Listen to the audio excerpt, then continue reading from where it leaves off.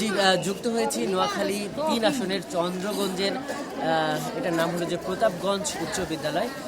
এইখানে আমরা যেটি দেখছি রাত্রি যে মানে একটা ভোটের জন্য সংগ্রাম চলছে বলা যায়।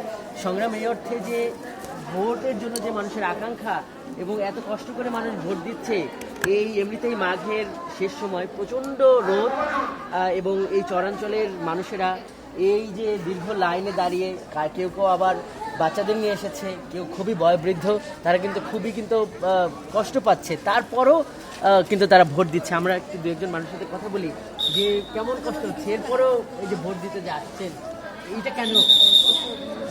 আলহামদুলিল্লাহ, আমরা অনেক সুক্রিয়া আদায় করছি যে দীর্ঘ 17 বছর পরে আমরা ভোট দেওয়ার নিজেদের অধিকারটা ফিরে পেয়েছি, যে আমরা ভোট কেন্দ্রে আসতে পেরেছি। এত রোদের মাঝেও আমরা আনন্দিত যে আমরা যেটা হলো যে নতুন রিন গভীর থেকে পরিষ্কার করে কাপড়কে রাখে নতুনের মতো উজ্জ্বল। নতুন রিন অ্যাডভান্সড পাউডার। এই যে নারীদের একটা দীর্ঘ লাইন কিন্তু দেখা যাচ্ছে এবং এই লাইন থেকে একদম পেছন পর্যন্ত চলে গেছে এবং এইখানেও দেখা যাচ্ছে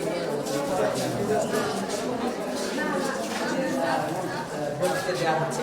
এখানে আমরা দেখছি যে বিভিন্ন ধরনের এজেন্টরা রয়েছে। আপনি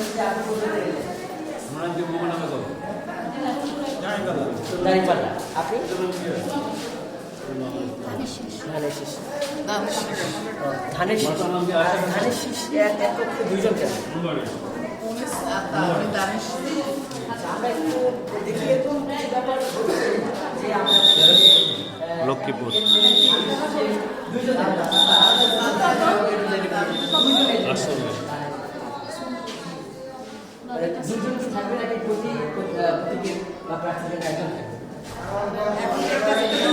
দুজন করে দিতে আসবে।